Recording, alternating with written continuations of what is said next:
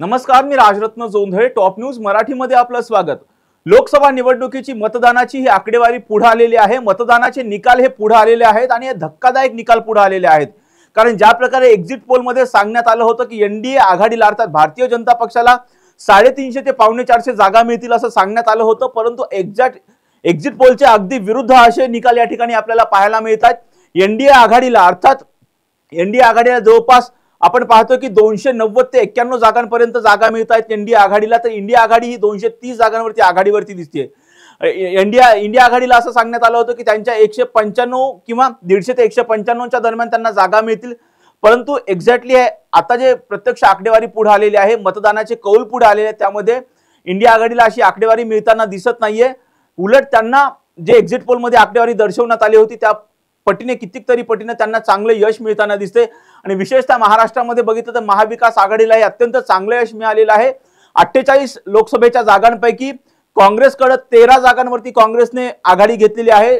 ठाकरेंनी जे आहे ते 9 जागांवरती आघाडी घेतलेली आहे. तर राष्ट्रवादी काँग्रेस शरदचंद्र पवार गटाने 7 जागांवरती आघाडी घेतलेली आहे. आणि अर्थात अपक्ष उमेदवार असणारे विशाल पाटील हे एका जागेवरती जे आहेत ते सांगलीमध्ये आघाडीवर आहेत. त्याचबरोबर भारतीय जनता पक्ष जो आहे तो 10 जागांवरती आघाडीवर आहे.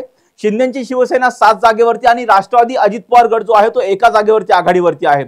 मुळामध्ये महाराष्ट्रामध्ये बघितलं तर बारामती लोकसभा मतदारसंघ अत्यंत चर्चेतला मतदारसंघ होता. कारण या ठिकाणी सुप्रिया सुळे विरुद्ध सुनेत्रा पवार अशी लढत होती. कारण पवार विरुद्ध पवार, अजित पवार यांच्या पत्नी असणाऱ्या सुनेत्रा पवार आणि शरद पवार यांच्या कन्या असणाऱ्या सुप्रिया सुळे यांच्यात थेट लढत होती.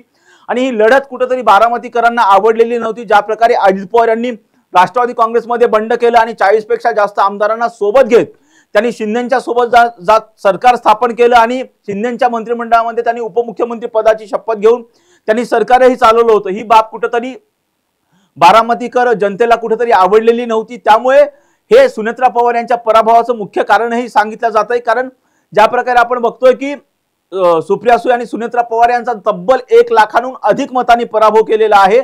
आणि विशेष म्हणजे उपमुख्यमंत्री अजित पवार यांनी बारामती लोकसभा मतदारसंघांवरती विशेष लक्ष केंद्रित केलं होतं.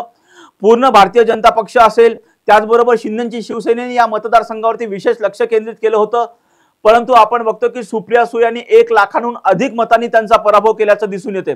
दुसऱ्या बाजूला ज्या प्रकारे चंद्रकांत पाटील यांनी प्रेस कॉन्फरन्समध्ये एक उल्लेख केला होता की आम्हाला शरद पवारांना बारामतीच्या राजकारणातून संपवायचंय, ही कुठेतरी बाब बारामतीकरांना रुचली नाही. त्यामुळेच कुठेतरी सुनेत्रा पवार यांचा पराभव झाल्याचं एक मुख्य कारण सांगण्यात येते. आणि ज्या प्रकारे महायुतीच्या उमेदवारांच्या प्रचारार्थ पुण्यातील रेसकोर्स मैदानावर पंतप्रधान नरेंद्र मोदी यांनी जाहीर सभा घेतली होती आणि जाहीर सभेमध्ये त्यांनी शरद पवार यांचा भटकती आत्मा उल्लेख केला होता. आणि कुठेतरी पवार गटाकडून असेल किंवा महाविकास आघाडीकडून असेल, कुठेतरी या भटकती आत्मा ह्या शब्दप्रयोगाचा कुठेतरी राजकारण करण्यात आलं आणि त्याचा कुठेतरी फायदा हा अर्थात महाविकास आघाडीला झाल्याचं दिसून येतंय.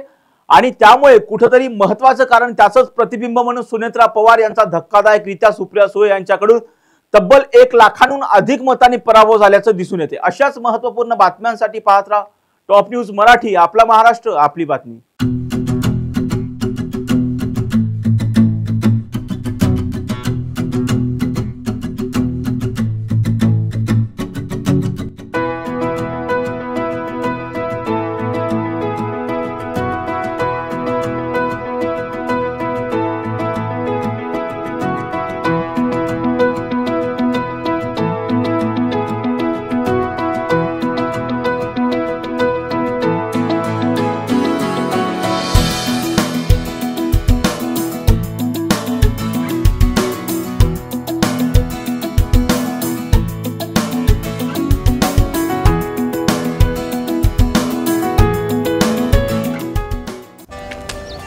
Come on guys, hurry up.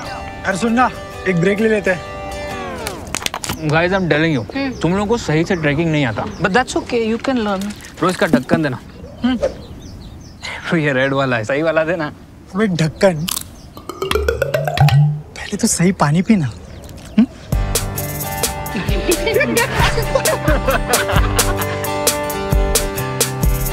Manikchand Oxyrich, proudly Indian.